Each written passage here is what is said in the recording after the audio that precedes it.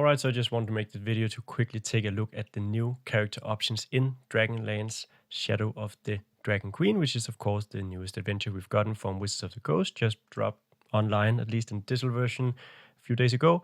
And well, I have some opinions, and I think it's not only interesting for what the content in the book actually is, but also because of what it tells us about the future of Dungeons& Dragons, including, of course, what we've seen already in the one D&D playtest. So the chapter sets out with a lot of just information about various types of races in Dragonlance. That's not anything mechanical in here as far as I can tell, so it's not really going to be interesting for us or this video.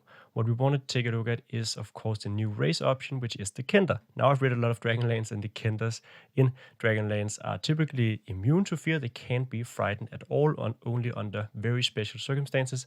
Beyond that, they are excellent thieves. They can steal, and they will always steal from everyone else all the time. They don't have a concept of property.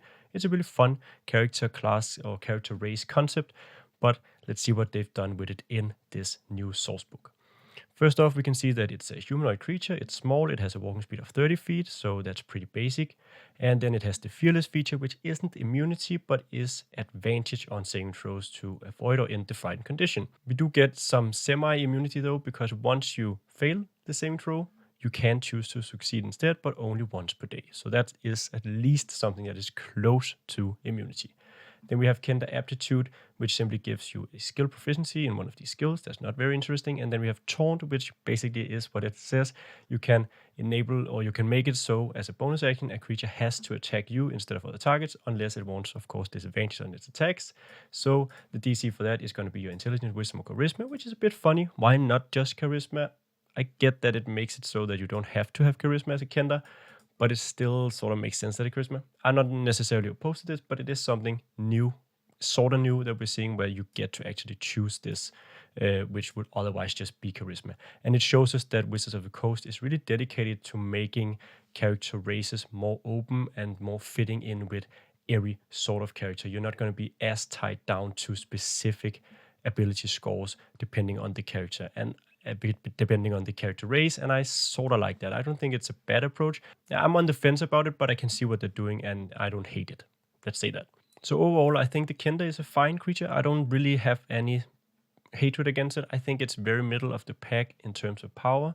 I can see it being fun for the Taunt feature, which is a useful thing to do with your bonus action. I think that makes sense. The Fearless thing is going to come up once in a while and be nice. And then, of course, a free additional skill is nothing to scoff at, but it's a fine character race, just middle of the road stuff, basically. Going down, we have all sorts of stuff about mages and orders, and what we are more interested in is, of course, the feats. We can see that there's a terminology here where we say bonus feats, and then we attach a feat to the background and a 4th level bonus feat, which is sort of funny. I'm not sure that's detailed in 1D&D, but at least the one first level bonus feat is something that we are already seeing in 1D&D, that every character gets a feat at level 1, so this is just this book's approach to doing that. What I actually think is a bit funny is that you don't reference the 1D&D rules here at all. So what do we do when we're playing with 1D&D rules and you go down to the shop and you buy these books in 4 years from now, and you know that every character gets a first level feat, and this book tells you, well, every character gets another first level feat. That sort of stuff can get a bit confusing because they're trying to adapt to rules that aren't really official yet. But again, it's a minor issue, but we're seeing that they are pretty dedicated to this division of first level and 4th level feats. Now, the first level feats are what we've also seen in 1D&D, skilled tough, so that's just skilled or tough. Nothing really interesting there. But if you take one of the backgrounds that are in this book, Knight of Solamnia or Mage of High Sorcery, you're going to get another bonus feat depending on that background. Then we have 4th level bonus feats, and we have a list of feats here. Some of them are new. Then we have Alert, Mobile, Sentinel, and Warcaster. So we're going to take a look at these feats and see what they bring to the table. Knight of Solamnia is a background. I'm not going to go too far into the background because backgrounds are going to change a lot in 1D&D. You're not going to have these background traits, so I don't really care too much about it. But we know that we get this Squire of Solamnia feat. We get some skill checks or skill proficiencies. That's fine. Nothing really amazing here. For the Mage of High Sorcery, we have Arcane and History, and then we have Initiate of High Sorcery feat, which we're also going to take a look at. And beyond that, nothing too interesting. Now here we come to the exciting stuff, and those are, of course, the new feats. Divinely Favored is a 4th level feat.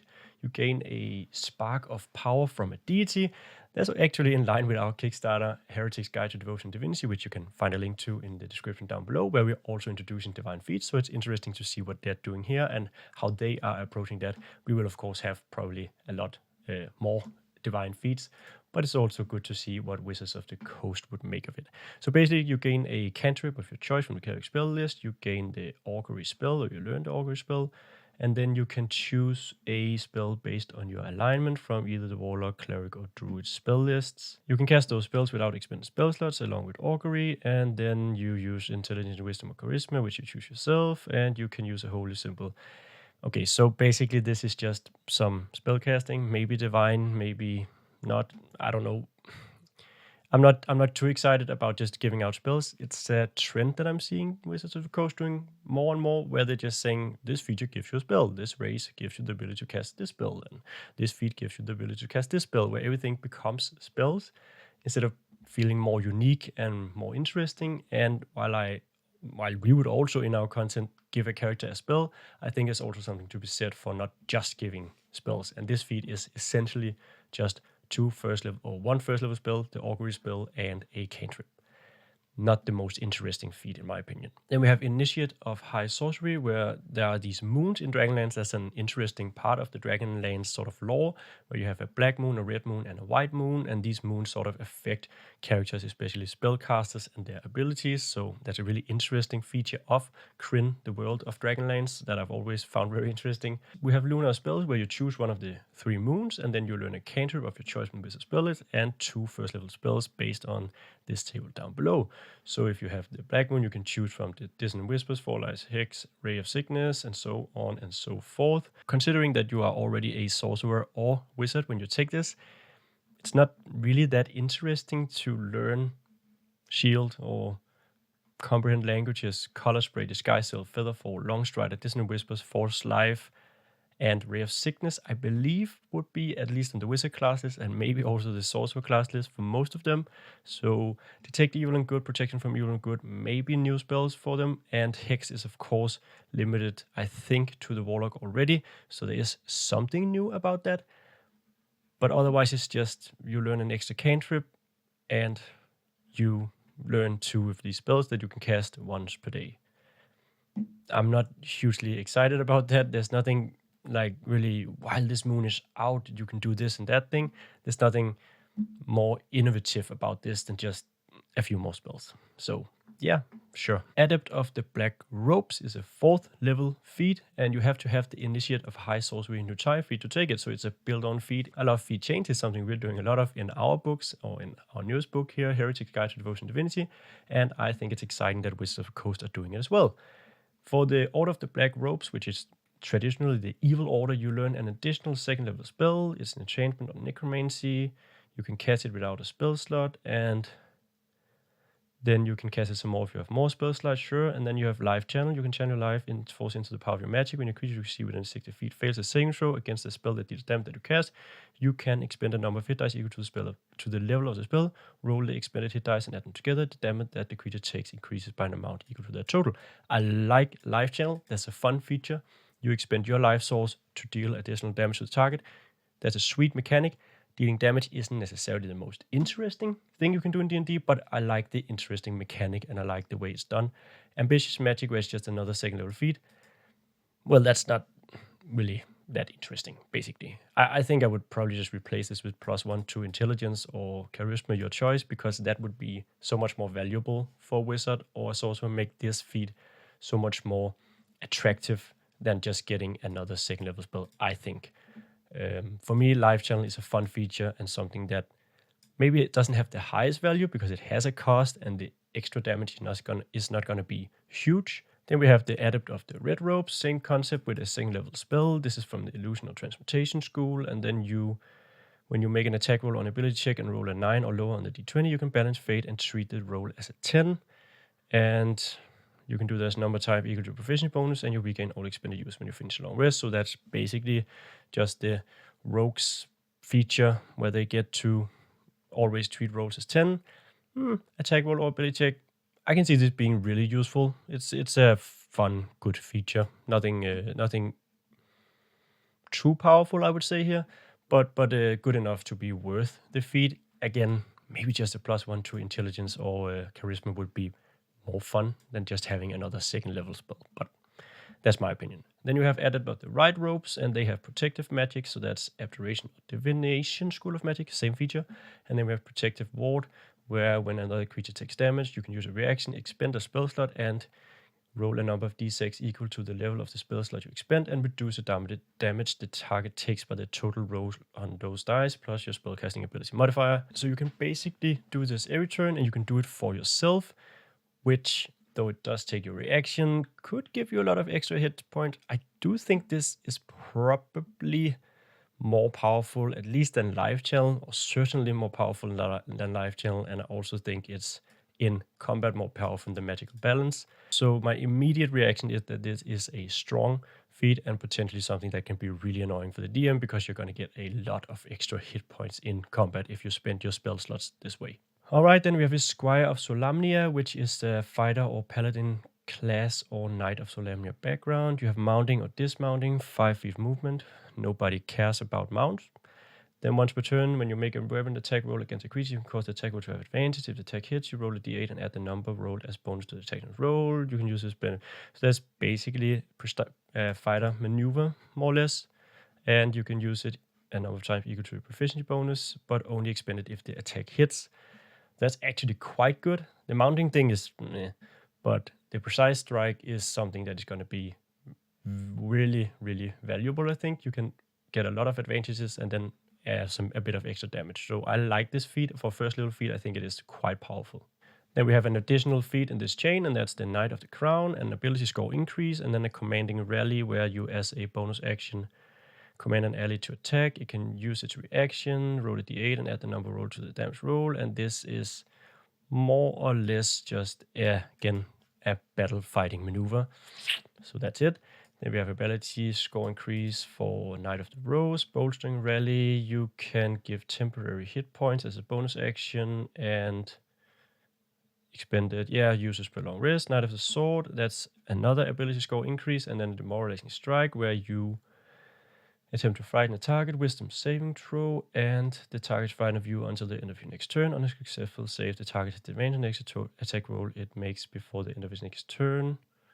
Okay, so even if it succeeds, it still has its advantage. So we have some tiered success here. I hope that this is a trend that they're going to do with spells and features, where we're going to have tiered successes. So frightened is obviously going to give you disadvantage on all attacks, but even if they succeed, they're still going to have disadvantage on one attack, and that makes demoralizing strike a lot better than if it was just frightened, because a lot of creatures are immune to being frightened, or they have very high wisdom saving throws. So giving it this something still happens on a success is going to make demoralizing strike a lot more valuable. Overall, I think these feats are good. I think they're worth it. I don't know how much I think they really fit with the knightly things, but I like them as small combat feats, even if they do look a lot like maneuvers we already have. Moving on, we have a sorcerer subclass, and it's based on these moons, the Lunar sorcery as they're calling it. And you learn additional spells when you reach certain levels in the class. Each of these spells counts as sorcery. Blah, blah, blah. Now, I may be missing it, and if I am, I'll edit this in later. But as far as I can tell from the wording, you learn additional spells when you reach certain levels in the class, as shown in the Lunar spells table. That is one. You learn all of these spells, but then when you finish a long rest, you can choose what Lunar phase manifests through you, and then you gain ability to cast one first level spell of the associated phase. So that would be the shield phase, for example, without expending a spell slot, or the shield spell. And once you cast a spell this way, you can do so again until you finish long rest, but it doesn't say anything about the spells you know. So if I'm reading this correctly, it does seem weird. You would get 3 additional spells at first level, 3rd level, 5th level, 7th level, and 9th level. I think the intention is that when you're in your full moon spell phase, you know these spells over here. And then when you're in your new moon spell phase, you know these spells, and so on and so forth. But as it is worded down here, there's nothing about when you know these spells. The only wording we have on that is up here, where you know these spells. So, okay. That does seem like an oversight. I don't think you're supposed to get 3 additional spells. Moonfire, You can call down the radiant light of the moon on command. You learn the sacred flame spell, blah, blah, blah. That's not very interesting. When you cast the spell, you can target one creature's normal or target 2 creatures within range that are within 5 feet of each other. So you get a fine cantrip, and you can actually dual wield that cantrip. I think that's fun, that's flavorful, and not particularly powerful, but sometimes it's going to feel great targeting 2 creatures at once with it. Then we have a 6th level Lunar sorcery feature where your metamagic is affected by the phase that you're in. So whenever you use metamagic on the spell or school magic associated with your current lunar embodiment phase, you can reduce the sorcery point spent by 1, minimum 0. You can reduce the sorcery point from a number type equal to proficiency points in a weekend. Okay, so that's slightly complicated, where you can reduce something by a number of points, but only X amount of times per day and only for specific schools. I can see it being valuable. I can see it being very useful, but more or less what this actually does is just giving you additional sorcery points equal to proficiency bonus. That's really all it does. If you read the feature, they could have just as well written, you have additional sorcery points equal to proficiency bonus that you can spend on these schools. And I think that would be a lot simpler wording if they wanted to do that. So I think this is sort of a convoluted way of just giving the sorcery more sorcery points, which is a good thing, basically, but still. I also think that this tells us that metamagic and sorcery points are still going to be a thing in 1D&D. We haven't seen, at the point of filming this video, we haven't seen the mages yet, so we don't know how the sorcery is going to look, but this strongly suggests that sorcerers are still going to have metamagic and they're still going to have sorcery points, because otherwise I think they would have probably not published a sorcery subclass that depended so heavily on these things. Not that that's hugely surprising. I don't think 1D&D is going to make huge swooping changes to subclasses, so not too surprised to see that on here. Then we have waxing and waning. You gain greater control over the phase of your lunar magic. As a bonus action, you can spend 1 sorcery point to change your current lunar embodiment phase to a different one. All right, you can now cast 1 first level spell from each lunar phase at table 1 without, provided your current phase is the same as the lunar phase spell. You can now cast 1 first level spell from each lunar phase of the lunar spells table once without expending spell slot, provided your current phase is the same as the lunar phase spell. I think the wording here is pretty awful, or maybe I'm just bad at comprehending this, but it really does, this wording, provided your current phase is the same as the lunar phase spell, is such a weird wording. But I think what they're trying to say is that before you can only cast 1 of the 3 first level spells per day, because you could only really be in 1 lunar phase per day. But now, since you can change your lunar phase, you can also cast additional first level spells for each lunar phase. So you will be able to cast 3 in total, 1 of each of these first level spells from the table. A very convoluted, complex way of wording it, I feel. I don't feel that this is really the best way to explain it. But yeah, so I think that's the intention here. All right, not sure I like this feature a whole lot, spending sorcery point, changing lunar phases. It's just, we already don't have that many sorcery points. We want to spend them changing a phase so that we can cast another first level spell once. It's sort of for me, a very convoluted way of like tying these metamagic points and these lunar phases together, where it really, like, you spend a sorcery point to get cheaper metamagic on your enchantment and necromancy spells. You have to cast 2 of those to actually make that SWAT worth it. But you can also cast a first level spell. It just becomes a lot of like, when is this gonna matter? Is this gonna be fun? Not necessarily the hugest fan of this approach to it. So anyway, lunar empowerment. While you're in a lunar embodiment phase, you also gain the following benefits associated with that phase. Full moon, you can use a bonus action to shed light, and you and creatures of your choice advance on intelligence, wisdom, and perception checks. So that's pretty nice. Everyone having advantage on perception can be quite useful. New moon, you have advantage on dexterity stealth checks, and attack rolls against you have disadvantage in darkness, and crescent moon, you have resistance to necrotic and radiant damage. As a 14th level feature, not hugely impressive. I think advantage on stealth and some protection in darkness is of course useful, but how often are you fighting in complete darkness? And resistance to necrotic and radiant damage is not something that's going to come up a whole lot.